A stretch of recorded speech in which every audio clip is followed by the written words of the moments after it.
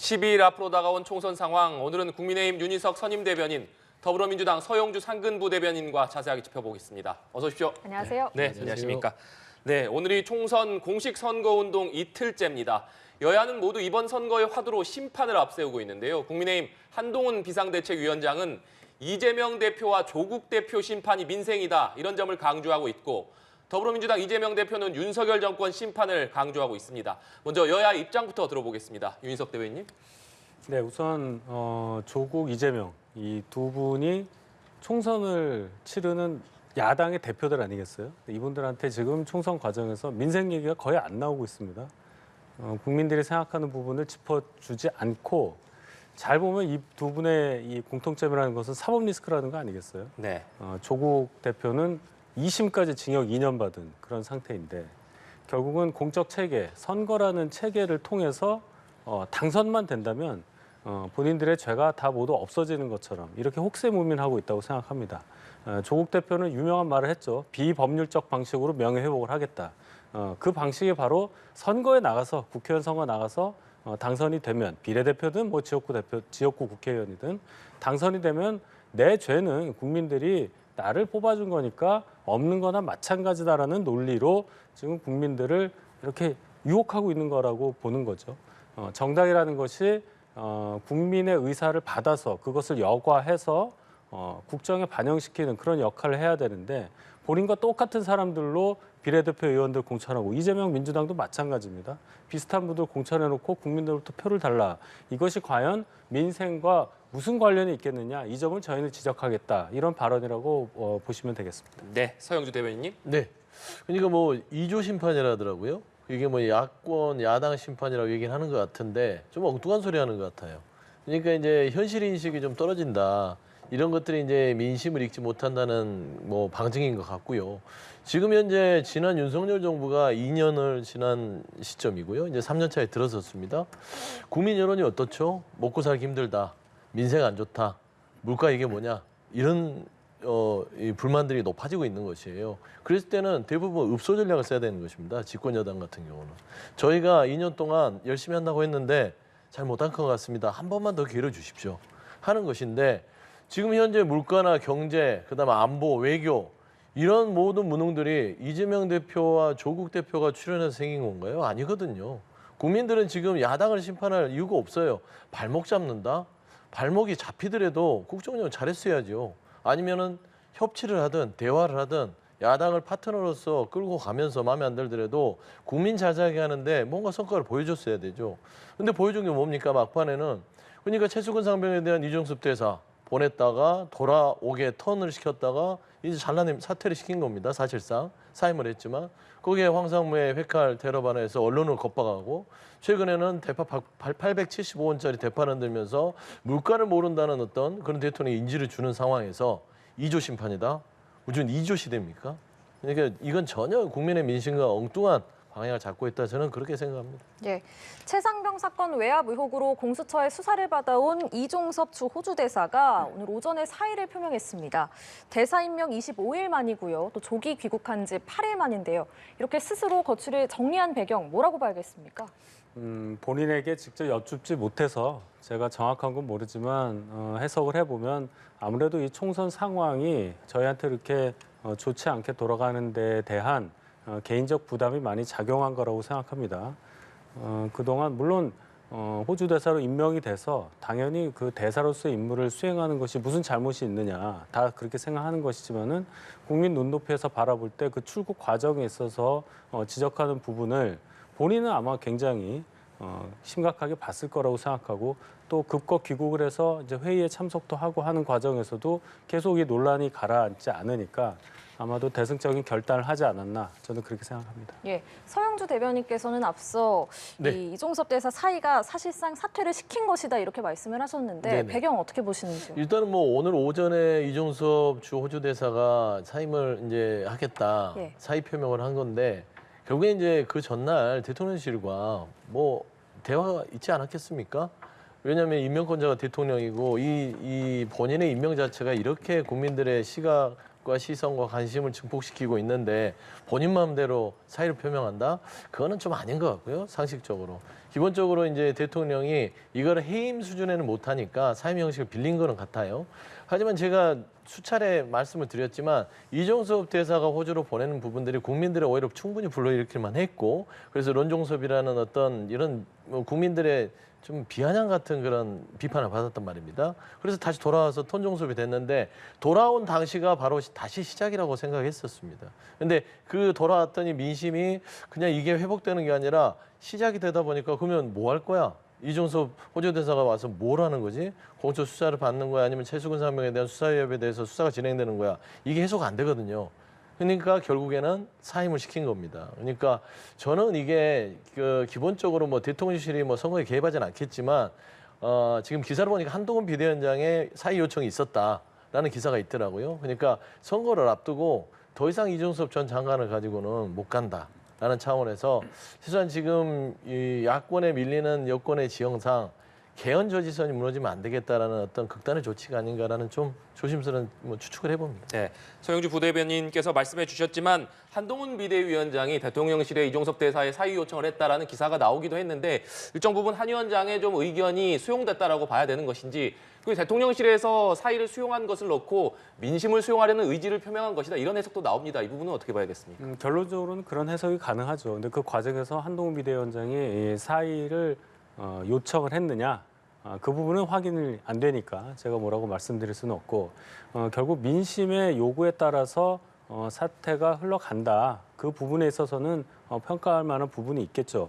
호주 대사 임명, 그리고 호주 대사로서의 어떤 임무를 수행하는 과정, 회의 참석을 위한 귀국, 이종섭 대사 본인 입장에서는 정말 억울할 일들이 많아요. 그렇게 수행을 했었는데 뭐 여러 가지 공격과 그런 억측에 따라서 많은 부담을 느꼈을 가능성이 크다. 제가 반복해서 말씀을 드리고, 결과적으로 이종섭 대사가 사의를 표명하고 이것이 수리됨으로써 이 논란이 어느 정도 총선 국면에서는 저희에게 좀 안 좋은 것들이 사라지는 그런 효과가 있으리라고 기대합니다. 네, 이종섭 대사가 사의를 표명하고 대통령실에서 이를 수용을 했습니다만 민주당에서는 이것만으로는 부족하다, 뭐 이런 입장인 것 같습니다. 일단은 이제 좀 아쉬움들이 즉각적으로 이종섭 전 이제 호주 대사에 대해서 해임 수준을 직접적으로 발표하는 것들이 민심에 부합되는 게 아니냐라는 이제 저희들의 주장이지요.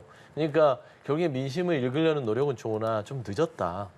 그러니까 선거를 앞두고 궁여지책으로 일단은 이종섭 전 대사를 사임을 받아들이고 하는 거는 맞는데, 결국에는 이종섭 전 대사 이 부분을 털어내려면 박정훈 대령 재판에 이종섭 전 대사가 증인으로 출석을 해서 이 최수근 상병의 순직에 정말 대통령실이 수사 위압이 있었는지 어떤 이런 명확한 증언들이 나와야만 털리는 문제거든요. 저는 이런 부분에서는 또 2라운드가 시작됐다라는 입장입니다. 네, 민주당에서는 지금 윤석열 대통령이 대국민 사과를 해야 되고 또 이종섭 대사 임명하고 출국 과정을 소상히 밝혀야 된다, 이렇게 요구를 하고 있습니다. 국민의힘에서는 어떤 입장이십니까? 일단 임명, 출국 이 과정에 대해서는 더 이상 밝힐 게 없어요. 그동안 야권에서 다 거기에 대해서 공격을 했다는 것은 상황을 아니까 공격을 했다는 건데, 그것에 별다른 문제가 없다는 걸 다 알고 있는 거잖아요. 다만 프레임을 씌워서 수사를 안 받으려고 물리적으로 멀리 떨어진 해외로 갔다, 이 프레임을 씌워서 공격해왔던 거 아니겠습니까? 그리고 여기에 대해서 대통령의 사과를 요구하는데 어떤 부분에 사과를 해야 되는지 저는 이해할 수 없습니다. 이종섭 대사를 대사로 임명한 게 그럼 잘못된 거냐? 국내에 체류하는 기관장으로 임명해야지 왜 대사로 임명했나, 이 부분인지 뭘 가지고 사과를 하라는지, 무슨 일만 있으면 대통령에게 자꾸 사과를 요구하는 야당의 태도도 국민들로부터 그렇게 환영받지 못하리라고 저는 봅니다. 네, 예. 서영주 대변인. 그러니까 이제 이거는 그겁니다. 해병대원의 장병의 죽음, 이 과정에서 대통령실이 수사 외압이 있었느냐, 그 핵심 키를 쥐고 있는 게 이종섭 전 장관이지요. 근데 이 장관에 대해서 공수처 수사가 다 끝나기도 전에 왜 호주로 보냈는지에 대한 소상한 설명, 이게 오해라면 해명을 해서 풀어야 될 거 아닙니까? 그리고 이게 국민 눈높이에 맞지 않았고 여러 가지 오해를 발생시키게 했으면 국민들한테 불편을 초래한 것이죠. 그래서 이 대통령이 이런 부분에 있어서는 유감 표명 정도를 뭐 야당에서는 사과라고 표현할 수 있는 것이고요. 저는 이제 대통령께서 민심에 굴복했다. 민심이 읽는 건 좋습니다.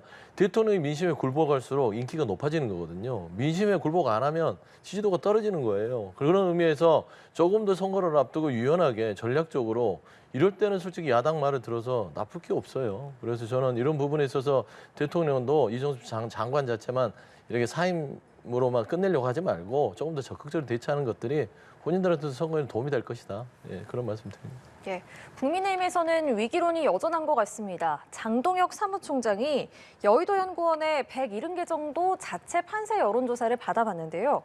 경합 또는 우세였는데 열세로 돌아선 곳이 여러 곳 있다 이렇게 말을 했거든요. 지금 국민의힘 내부 상황 어떻습니까? 분위기 어떻습니까? 이 같은 지역이라도 여론조사 기관 또 시기에 따라서 상반되는 결과가 나온 경우가 많아서 이 판세라는 것을 예측하기가 굉장히 어려웠는데 장동혁 총장의 말은 의미가 있습니다. 당 여의도 연구원에서 조사한 결과를 얘기한 거니까요. 저도 정확한 수치는 모릅니다.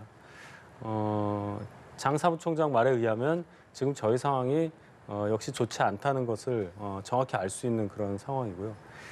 숫자까지 언급이 안 됐기 때문에 정확히 지금 어떤 상황인지 몇 석 정도 예측할 수 없는 상황이지만 선거를 한 열흘 정도 남겨놓은 상황에서 굉장히 안 좋다는 것을 알고 이걸 또 역으로 생각하면 앞으로 하기 여부에 따라서는 경합 우세 또는 우세라고 돼 있던 것이 열세로 된 것을 다시 바꿀 수 있는 기회도 있다고 저는 생각을 합니다. 선거라는 것이 하루 사이에도 바뀔 수 있는 여지가 많은 것이기 때문에 앞으로 저희의 선거운동 과정 그것을 통해서 충분히 저희가 원하는 의석수에 도달할 수 있다 이런 생각을 해봅니다. 예, 상대당 입장에서는 국민의힘 상황 어떻게 보고 계세요? 일단 뭐 국민의힘이 나름대로 이 총선 준비를 좀 차곡차곡 조용히 했던 부분이 있었는데 결국에 윤석열 대통령께서 꽤 많은 리스크를 던져주면서 조금 다 된 밥에 재 뿌리는 그런 느낌을 받을 거예요. 그래서 이제 현장에 있는 국민의힘 후보들도 볼멘소리를 많이 하지 않습니까? 근데 그런 차원에서는 뭐 말한 대로 여론조사 자체가 흐름을 읽는 것이지 어떻게 몇 석이다 몇 석이다 할 수 없는 부분이고 민주당도 마찬가지입니다. 경합 지역이 많이 있고요. 수도권에 아무리 민심이나 여론 추이가 좋다 하더라도 한 석 한 표가 늘 중요하고요. 뭐 이 소선구제에서 각 지역별로 인물 경쟁이 들어가기 때문에 아무리 어떤 정권 심판론이 높다 하더라도 지역에서 인물 경쟁이 떨어지면 한두 표로 떨어지는 겁니다. 그렇기 때문에 민주당은 끝까지 이런 판세 분석에 있어서 아무리 국민의힘이 조금 낮으면 열세 지역이 많다라 하더라도 저희도 거의 비슷한 어떤 분석들이 나오지 않을까 좀 생각이 됩니다. 네. 그리고 수도권 격전지 중에서 개혁신당과 단일화를 해야 된다 이런 목소리가 국민의힘 내부에서 조금씩 나오고 있습니다. 그런데 개혁신당에서는 이 제안을 놓고 상당히 냉랭한 반응을 보이고 있고 개별적으로라도 국민의힘과 단일화 논의를 한다면 최고 수준의 징계를 하겠다 이런 경고 메시지까지도 내놨는데 일단 개혁신당에서 이렇게 반응하는 배경을 뭐라고 보시는지 궁금하고 국민의힘 후보들과 개혁신당 후보들 간에 실제로 좀 단일화가 논의될 가능성에 대해서는 어떻게 보십니까? 개혁신당 입장에서는 당연히 냉랭한 반응을 할 수밖에 없죠. 얼마 전까지 저희 당에 몸담고 있던 분들이 정치적 견해 차이로 나가서 당을 새로 차렸으니까요. 네. 그래서 그런 감정적 부분이 당연히 작용한 그런 반응이라고 생각을 하고 개별 선거구별로 그런 단일화 논의가 있을 수 있느냐. 서울에 격전지마다 보면 개혁신당 후보가 있습니다. 한강벨트에도 뭐 송파, 강동 이런 데도 다 개혁신당 후보들이 있거든요. 제 입장에서 좀 안타까운 것이 민주당 계열 정당에서 새로 신당을 만든 예를 들어 새로운 미래 이낙연 전 대표가 중심이 된 그 당에서는 출마를 안 했단 말이에요. 그리고 또 조국 신당에서도 지역구 후보자가 없고요. 그런데 개혁신당에서는 요충지마다 후보를 냈기 때문에 어떻게 보면 저희 입장에서는 다만 얼마라도 저희 표를 깎아먹는 그런 역효과가 있기 때문에 이 부분이 선거 막판에 가면 굉장히 크게 작용할 거라는 예상을 했었습니다. 역시나 많은 분들이 그런 생각에 동의를 하는지 단일화 얘기까지 지금 나오는 상황인데 개별 지역구에서까지 될 여지는 그렇게 커 보이지 않아요. 네. 왜냐하면 개혁신당에서 후보로 나오신 분들이 과연 그럴 만한 그런 상황이 되느냐. 이준석 대표를 포함한 개혁신당 지도부에서 방금 말씀하셨듯이 만약에 그렇게 할 경우에 최고 수준의 징계를 내리겠다고 했기 때문에 또 그분들이 출마를 했을 때는 개혁신당 후보로 출마를 했을 때는 나름의 정치적 명분을 가지고 출마했을 가능성이 크기 때문에 표 계산 이거에 따라서 저희가 만약에 단일화 제안을 하더라도 응할 가능성은 저는 적다 이렇게 봅니다. 네, 서영주 대변인께서는 어떻게 보십니까? 일단 뭐 개혁신당 입장에서는 만무합니다. 단일화를 할 생각이 없을 수밖에 없지요. 예를 들면은 지금 국민의힘 입장에서는 아주 경합지역으로 민주당 후보랑 붙는, 그러니까 열세 지역이겠죠. 열세 지역에서 개혁신당이 몇 %라도 한 줌을 좀 보태서 뭔가 좀 한번 마지막에 드라마를 한번 써보자 이런 생각으로 하는 것인데, 그런 희생양이 될 것 같으면 개혁신당을 왜 했겠습니까? 물론 이 삼지대 실험은 거의 이제 실패에 가깝게 됐지만 그래도 서서 죽고 싶은 거겠죠. 마지막 남은 자존심인데, 개혁신당의 어떤 그래도 전 국민의힘의 대표했던 분께서 만든 이런 삼지대의 당인데 또 이번 그 총선에서 이런 무의미한 단일화를 통해서 사라진다? 그거는 그냥 정당을 창당했던 입장에서는 마지막 자존심이기 때문에 단일화 논의는 뭐 거의 뭐 희박하다고 볼 것 같습니다. 네, 이런 가운데 유승민 전 의원이 어제 처음으로 유세 지원에 나섰습니다. 정부가 일할 수 있게 해달라 이렇게 지지를 호소하면서도 또 한동훈 위원장의 2조 심판론은 중도층 표심이 더 멀어질 거다. 그리고 한동훈 위원장과 박근혜 전 대통령과의 만남이 선거에 무슨 도움이 되느냐 이렇게 지적을 하기도 했는데요. 어떻게 들으셨습니까? 참 그 곤란한 질문이에요. 유승민 전 의원이 저희 선대위에 참여하는 게 맞느냐를 가지고도 당내에서 의견이 많이 나옵니다. 뭐 김성태 전 의원이라든지 인요한 전 혁신위원장 그리고 장동희 의원도 어느 정도 유승민 의원의 역할이 필요하다는 의견을 낸 적이 있습니다만은 아직까지는 공식적으로 선대위에서 활동할 수 있는 자리는 마련돼 있지 않은 상태이고, 개인적으로 지역구 후보들 본인과 관계가 좀 있는 분들을 찾아서 이제 유세를 좀 하시는 걸로 알고 있는데, 지극히 본인 개인의 캐릭터에 따라서 발언하시는 걸로 봐요. 물론 그 발언이 당을 위해서 하는 거라고 생각을 합니다. 근데 한동훈 위원장을 직접적으로 거명을 해서 얘기한 것에 대해서 방금 질문 나오신 것처럼 저희를 지지하는 분들이 그것을 어떻게 받아들일까, 그 부분에 대해서는 생각할 여지가 있는 것이고, 물론 2조 심판에만 저희가 매몰돼서는 안 된다는 지적에는 공감을 하는 부분 좀 있습니다. 어쨌든 저희가 국정을 책임지는 여당인 것이고, 여당이 할 수 있는 얘기 중에 가장 강한 무기는 저희가 약속드린 것을 실천할 수 있다는 것이거든요. 처음에 저희가 그 얘기를 했었고, 민생에 관련된 약속, 그것을 실천하겠다는 것을 앞으로 선거 기간 동안 계속 강조할 것이다. 2조 심판으로 시작을 했지만 결국은 민생에 치중하는 선거운동을 할 것이라고 저는 봅니다. 예, 개인의 캐릭터에 따라서 발언을 한 것이다 이렇게 해석해 주셨는데 어떻게 들으셨어요? 그러니까 유승민 전 의원의 시각이 중도 국민들의 시각이죠. 그러니까 아까 제가 말씀드렸지만 2조 심판이 뭡니까? 좀 생뚱맞고 엉뚱하거든요. 국민들은 그런 얘기를 듣고 싶지 않습니다. 그러니까 그동안 못했으면 집권 여당이고 힘 있는 여당이니 앞으로 정말 다시 고쳐서 반성하고 제대로 하겠다. 이걸 해드릴 수 있다. 힘 있는 집권 여당에게 좀 기회를 한 번만 더 달라. 읍소전려고 가는 게 맞는 거예요. 근데 그런 부분들을 한동훈 비대위원장이 간과하고 2조 심판, 야당 심판 하다 보니 그건 맞지 않다는 것이죠. 그러니까 아까 제가 말씀했던 거하고 비슷한 것이고, 제가 객관적으로 말씀드리면, 아니 첫 단추를 잘 끼워야 되는데 처음에 말하자면은 읍소를 하면서 읍소 메시지를 하고 나서 2조 심판을 했으면 이게 차근차근 갔을 텐데, 2조 심판을 먼저 얘기하니까 이번에 전체 선거 구도가 국민의힘은 야당 심판이다 라고 던져버린 꼴이 된 겁니다. 그 이후에 어떤 메시지를 던진다 하더라도 그냥 이 프레임은 처음부터 짜져버렸기 때문에 저는 한동훈 위원장의 좀 스텝이 조금 이렇게 좀 꼬이지 않았나, 좀 그런 생각이 듭니다. 네. 그리고 국민의힘의 인요한 선대위원장 오늘 인터뷰를 했는데 윤석열 대통령 부인 김건희 여사를 둘러싼 각종 논란에 대해서 이미 다 지나간 일이다 이렇게 얘기를 하면서 마피아 조직도 아이하고 집안, 부인하고는 건드리지 않는다 이런 얘기를 했는데, 오늘 인요한 위원장의 발언은 어떤 의미라고 해석하겠습니까? 국정 운영 관련해서 이제 대통령 배우자와 너무 연관시키는 게 도움이 되느냐, 아마 이런 차원의 발언이라고 저는 생각합니다.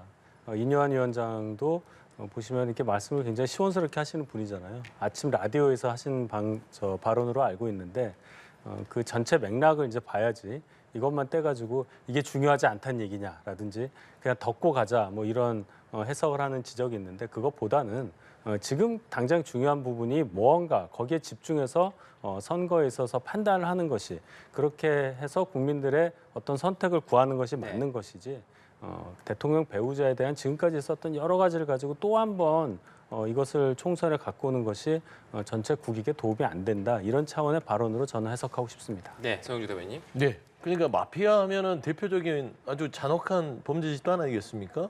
그런데 마피아도 부인과 아이는 건드리지 않는다.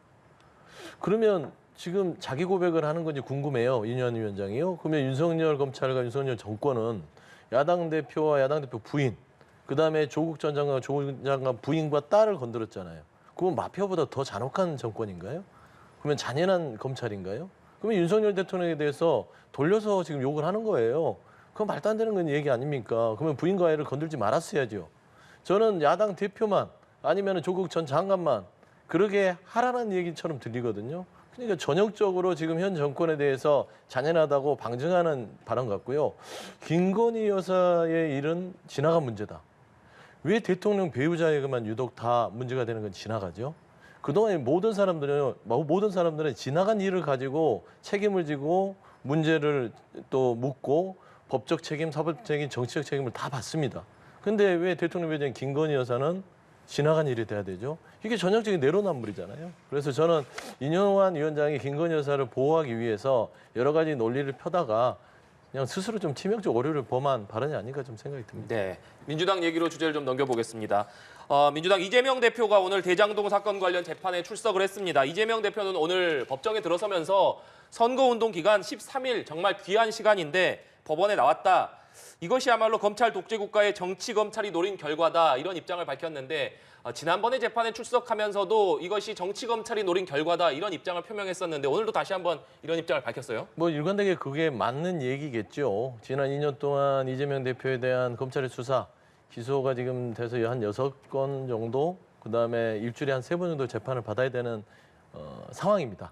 그게 이제 총선 시즌까지 맞물려서 지금 총선 투표일 선거일 마지막 전날도 지금 출석을 해야 되는 상황이거든요. 그럼 이게 뭐 검찰 자체가 정치 의도가 아예 없었다고 할 수는 없기 때문에 이 부분에 대해서는 정치 검찰의 어떤 기소이고 어떤 사법적인 어떤 유린이다.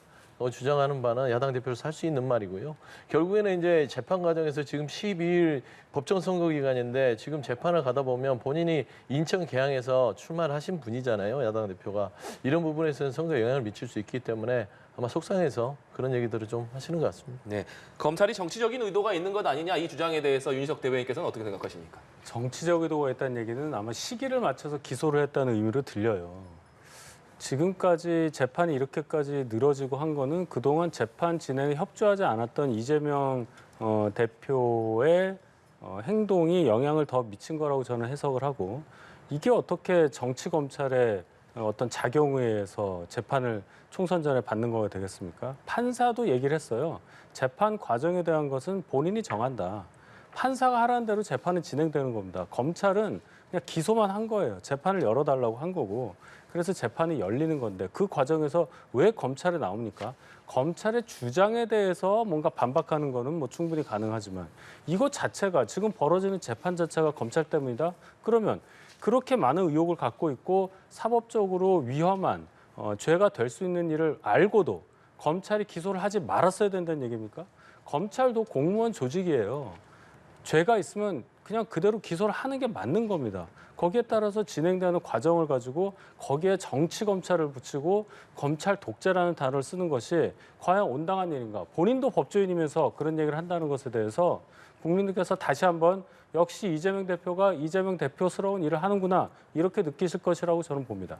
예, 민주당은 낙관론을 경계하는 모습이 읽히는 것 같습니다. 이재명 대표는 야권 170석 이상 얘기는 보수 결집을 노린 음모다 이런 취지로 얘기를 했고요. 또 어제는 이해찬 상임선대위원장이 승기는 잡은 게 아닌가 싶다 이렇게 발언을 했었는데 이에 대해서도 민주당 공보국이 이건 의석수를 얘기하는 게 아니라 일당이 가능하겠다는 의미다 이렇게 즉각 해명을 또 내놨습니다. 네. 지금 분위기 어떻습니까? 그러니까 이제 뭐 늘 얘기하잖아요. 저희가 많은 평론가들이 얘기하는데 뭐 골프와 정치 얘기를 하죠. 고개를 쳐들면 안 된다. 저는 이제 냄비론으로 얘기하는 밥을 지을 때 빨리 뚜껑을 열면 김이 다 새버려서 설익은 밥이 됩니다. 그런 거예요. 빨리 뚜껑을 열면 안 되는 것이고 일단은 이제 이해찬 전 대표죠. 이제 공동선대위원장 자체는 좀 이제 매체 자체가 유튜브고 그다음에 그 매체 자체가 이제 저희 이제 야 성향이기 때문에 좀 편하게 얘기하신 거는 같아요. 근데 현재 봐서는 정말로 경합적이 많습니다. 수도권에요. 근데 이제 승기 얘기를 한 것 같으면 분위기가 나쁘지 않다. 그러니까 전체적인 여론 추이가 나쁘지 않다 정도로 얘기를 하신 것 같고요. 그다음에 170석 얘기는 그거는 조금 실언에 가깝죠. 지금 이제 과반만 넘는다 하더라도 그게 목표기 때문에 가는 것이지 어떻게 170석을 합니까? 지난 총선 때 162석을 했거든요. 아무리 좋아도 170석은 물리적으로도 어려울 수도 있고 그러니까 한 지역구마다 지금 인물들 경쟁이 신인들도 있고 현역 의원도 있는데 이게 어떻게 될지 모르는 겁니다. 그래서 지금 이재명 대표가 얘기하는 거는 151석이 돼야만 입법부를 지킬 수 있다라는 메시지를 일관되게 가는 것이고 만에 하나 조금 더 무리를 한다면 진보 진영, 조국 혁신당까지 포함한 그런 스펙트럼 내에서 170석은 가능할 수도 있겠다라는 말은 좀 나름대로 좀 합리적인 것 같습니다. 예, 민주당 상황 어떻게 바라보고 계세요? 민주당에서 어떻게 분석하고 있는지 저는 알지 못해요. 그런데 애써 본인들의 예측치를 한번 던졌다가 다시 걷어들이고 하는 것을 보면 아마 내부적으로는 굉장히 이 상황을 좋게 바라보는 것으로 생각을 하고 그것을 참지 못해서 국민들이 보시기에 오만한 그런 발언들이 좀 새어나오는 상황이라고 봅니다. 선거가 열흘 이상 남아 있습니다. 사이에 얼마나 바뀔지 모르고 불과 얼마 전까지만 해도 2월 달만 하더라도 저희 당의 좋은 분위기가 굉장히 많이 이어져 왔던 상황을 생각을 한다면 민주당에서도 지금까지 했었던 것 그리고 앞으로 남은 기간 동안의 일들 이런 거 잘 생각해서 발언을 조절해야 할 걸로 저는 생각합니다. 네. 그리고 이재명 대표가 국민의힘 나경원 후보 그리고 민주당 류사명 후보가 맞붙은 서울 동작을 지역에 2주 동안 5차례나 방문을 했습니다. 소영주 대변인님, 이재명 대표가 이렇게 동작을에 공을 들이는 배경은 뭐라고 해석해야겠습니까? 일단 아무래도 이제 전체적인 한강벨트의 중심이기도 하고 나경원 전 의원 같은 경우는 굉장히 좀 인지도도 높고 나름대로 정치의 경력이 높기 때문에 저희 류사명 후보 같은 경우는 뭐 여러 가지 국민적인 어떤 신뢰도는 높지만 정치 신인이잖아요. 그러니까 아무래도 지원이 많이 필요하지 않겠습니까? 그래서 그런 의미에서 가는 것이고 아무래도 동작을에서의 승리를 쟁취한다면 그런 분위기를 이끌어낼 수 있다면 한강벨트에 전반적인 영향을 줄 수 있다는 그런 판단을 하는 것 같아요. 그래서 이 동작을을 정말 정치 신인인 류사명 후보가 가서 나경원 의원을 이길 것 같은 그런 분위기만 조성해낸다면 그 옆에 뭐 광진부터 시작해서 쭉 그 한강벨트들이 좋은 영향을 받을 수 있다는 판단하에 아마 이재명 대표가 이쪽을 전략적으로 당과 논의해서 집중 유세를 나선 게 아닌가 그렇게 생각이 됩니다. 네, 윤희석 대변인께서는 어떻게 보십니까? 뭐 비슷한 평가를 할 수 있겠죠. 그리고 나경원 전 의원이 갖고 있는 그 무게감이 있기 때문에 나경원 의원만은 어떻게 해서든 국회 진입을 막겠다 하고 있는 의지가 많이 작용한 것이고 또 하나 이수진 의원을 공천 배제하는 과정에서 굉장히 많은 잡음이 있었잖아요.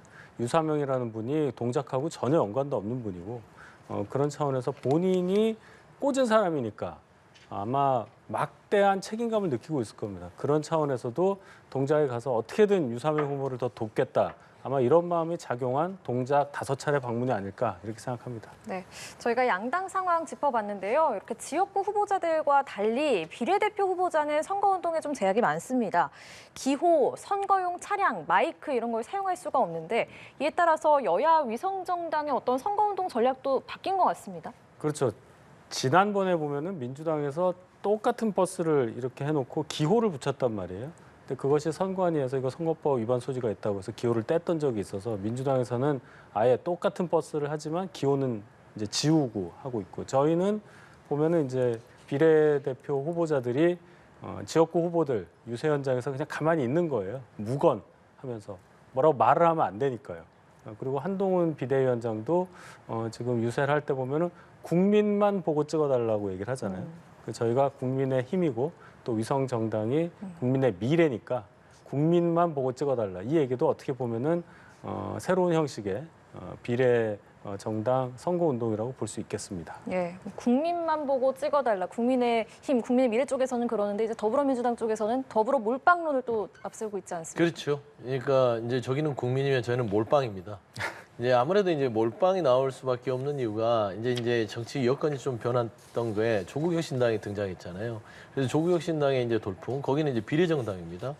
이제 이 전체적으로 비례 정당끼리의 경쟁을 했을 때는 국민의 미래는 보수 측에서 크게 어떤 영향을 받지 않기 때문에 국민 얘기해도 되지만 민주 진영, 진보 진영 내에서는 더불어민주연합이 여러 가지의 이 진보 쪽에서 작은 군소 정당들과 힘을 합쳤는데 조국혁신당이 크게 돼 버렸어요.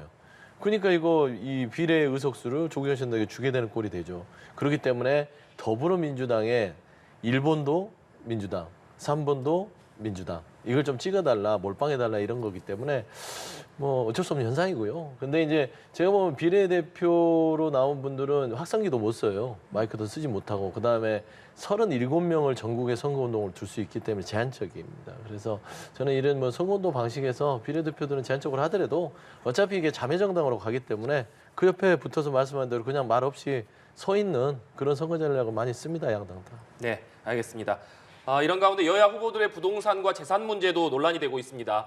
민주당에서는 공영훈, 양문석 후보의 부동산 투기 의혹이 불거졌고 국민의힘에서는 이수정 후보가 아파트 4채 등을 보유하고 있는 것이 논란이 되고 있습니다. 또 조국혁신당에서는 박은정 후보의 재산이 1년 사이에 40억 원 넘게 증가한 것을 놓고 의혹이 불거졌는데 이 각종 논란들이 의혹과 논란들이 표심에 미칠 영향에 대해서는 어떻게 분석하십니까? 영향이 당연히 있죠. 우리 국민들이 가장 싫어하는 것이 공정하지 못한 재산 축적 뭐 이런 거 아니겠습니까? 그런데도 그게 공정하다고 문제 없다고 말하는 거기에 대해서 응징하고자 하는 표심이 분명히 작용한다고 저는 보는데 다른 의혹보다도 양문석 후보 같은 경우에 대학생의 딸이 11억 대출받는 과정에서 주택담보대출이라고 처음에 얘기를 했다가 나중에 그 새마을금고 쪽에 알아보니 그게 아니라 사업자금 대출로 알고서 대출했다. 이 얘기는 어떻게 보면 대출 사기에 가까운 얘기예요.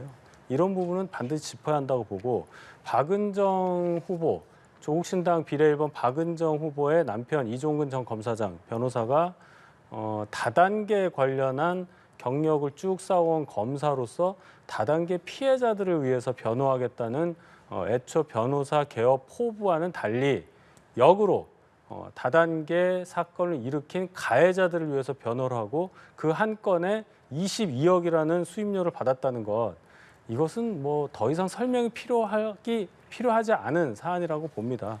본인이 했던 말을 완전히 뒤집고 이걸 자꾸 전관예우 차원으로 얘기하는데 그게 아니라 22억이라는 돈이 그럼 누구 돈이겠냐를 한번 생각을 해보세요. 다단계 피해를 입은 분들의 정말 눈물 젖은 돈입니다. 그 돈 22억을 받고 나서 이제 와서 내가 사건 수임 안 하고 사임하겠다. 그럼 모든 게 해결되는 겁니까? 저는 여기에 대해서도 국민의 준열한 심판이 있을 것이라고 저는 생각합니다. 네, 서영주 대변인께서는 여러 논란들이 표심에 미칠 영향 어떻게 분석하고 계십니까? 일단은 이제 전체적인 구도에 있어서는 영향을 미치기는 어려울 거예요. 이미 이제 공식 선거 운동이 가기 전에 양당에 대한 심판론, 그러니까 진짜 야당 심판이냐 여권 심판이냐 이런 부분들은 정해져 버렸어요. 그러니까 정권 심판론의 구도로 가는 것입니다. 그러니까 그게 이제 지금 강하게 구도 형성은 됐는데 이제 법정 선거가 되면 지역별로 인물 경쟁이 들어가는 것이죠. 그러니까 이제 그 인물이 과연 선출직 공직자로서 공정한가, 정의로운가 이런 것이거든요. 근데 국민들이나 지역 유권자들은 이 사람이 불공정하거나 위선적이다 하면 당연히 그 표심에는 영향이 있는 거 아니겠어요? 저는 그런 측면에서 이제 각 후보 간에 네. 지역에서 선거의 결과에 책임을 지는 쪽으로 무게감이 가는 것이고, 하지만 이게 이제 여러 가지 자진비에 옷 젖는다고요. 그러니까 이게 많이 쌓이게 되면 또 전체 선거판에서도 안 좋은 일이 있을 수는 있으나 지금 현재 드러나는 이 사안만 가지고는 부동산 문제를 전체적으로 민주당이 불공정하게 집행하고 있다. 그런 인식을 주기에는 어려울 것 같습니다. 예. 의정 갈등도 표심의 변수로 보는 시각들이 있는데요. 의정 갈등도 좀 짚어보면 이면택 대한의사협회 회장 당선인이 오늘 첫 기자회견에서도 정부를 향한 비판 발언을 쏟아냈습니다. 정부와 여당이 갈등 조정 기능을 전혀 못한다면서 국민의 생명을 담보로 러시안 룰렛을 하는 것이다 이렇게 말을 했는데요. 어떻게 들으셨습니까? 그 임 당선인이 애초에 지금까지 보여준 이 발언의 수위를 보면 굉장히 가장 센 그런 발언을 했던 분인데 공교롭게도 의협 회장에 당선이 됐습니다. 그 일성으로 말한 것이 보건복지부 장차관을 파면을 하고 뭐 해임도 아니고 파면을 주장하고 대통령의 사과를 요구하면서 의대 정원 문제를 원점에서 재검토해라. 본인 개인 생각으로는 의대 정원을 줄여야 한다고까지 얘기를 하는 사람이에요. 국민의 생명을 담보로 해서 러시안 룰렛을 하는 것이다. 이것은 의협이 의사 전체를 뭐 대표한다고 볼 때 이 사항을 해결하지 않고 그냥 가는 것 자체가 의협에도 그 똑같은 지적을 받을 수 있는 부분이에요. 협상이라고 하는 것이 정부가 어떤 정책을 함에 있어서 유관 단체와 유관 직역에 계신 분들과 협의를 해서 하는 방향인데 그동안 2,000명이라는 의대 증원 문제, 그 인원 조정 과정에서 의협이든 어떤 의사단체에서도 한 번도 의견을 주지 않았다는 것을 정부에서 여러 가지로 얘기를 했고 정부가 제시한 3가지 근거에 따른 2,000명에 대해서도 합리적인 어떤 지적이 아닌 계속 정치적인 주장을 해왔다는 것을 국민들께서 알고 계십니다. 물론 정부가 더 협상을 잘해야 되지 않았느냐라는 지적이 있을 수 있지만 적어도 지금 이 시점에서 의협 회장 당선인이 이렇게 강성 발언을 하는 것은 전혀 사태 해결에 도움이 되지 않는다. 그리고 의사 사회 전체를 위해서도 이런 분의 발언으로 의사분들이 전체적으로 매도되는 것이 무슨 도움이 되겠느냐. 이 판단을 국민들께서도 저는 하시리라고 생각합니다. 예, 정부 여당이 갈등 조정을 못한다는 이 의협 당선인의 발언은 어떻게 들으셨어요?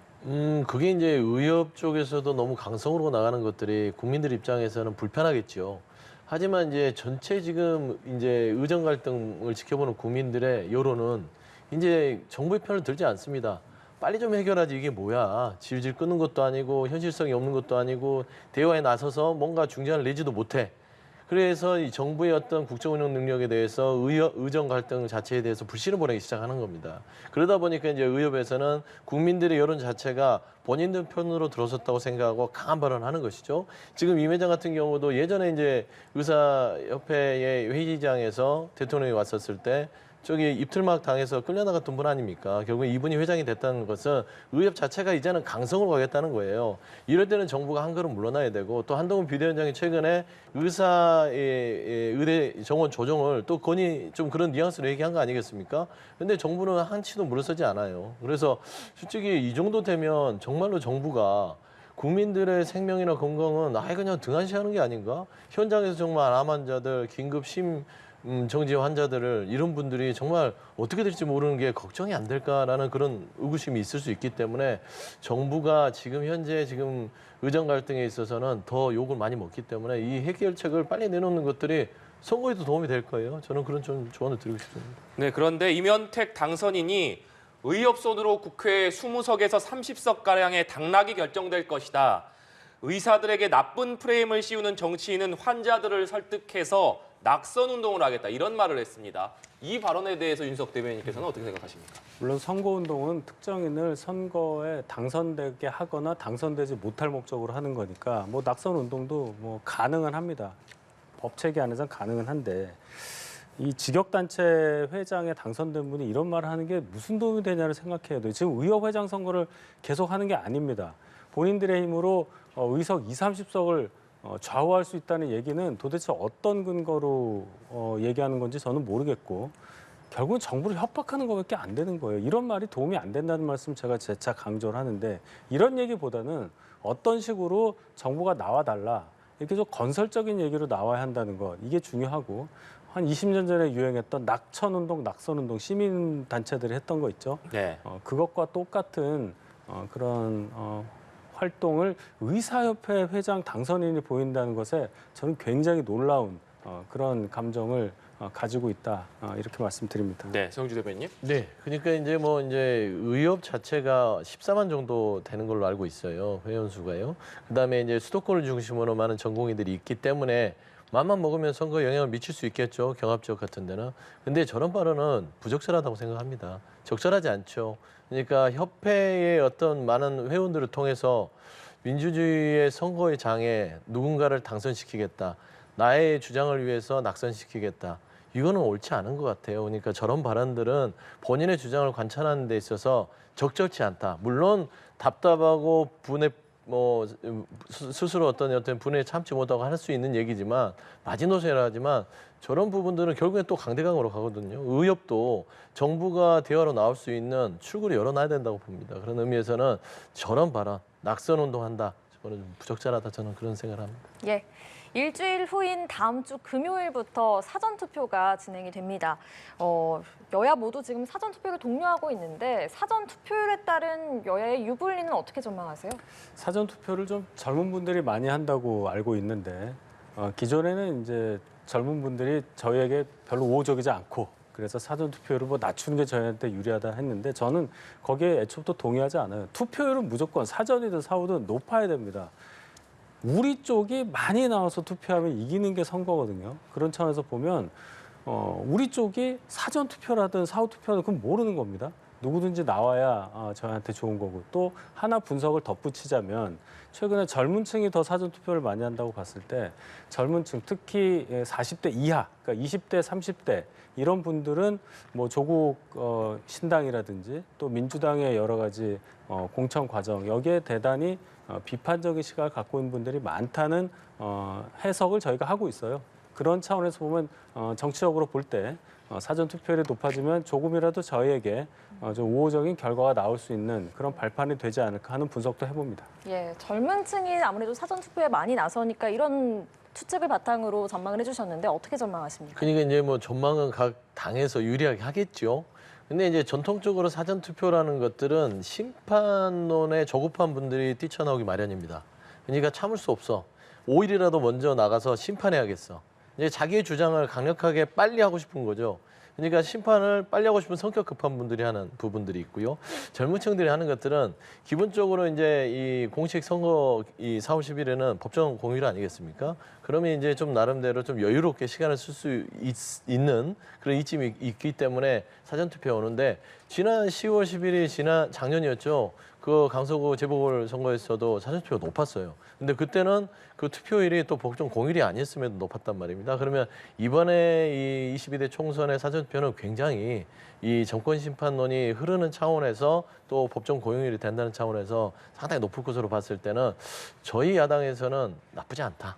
네, 그렇게 좀 평가하고 싶습니다. 예, 알겠습니다. 지금까지 국민의힘 윤희석 선임대변인, 더불어민주당 서용주 상근 부대변인과 이야기 나눴습니다. 두 분 고맙습니다. 네.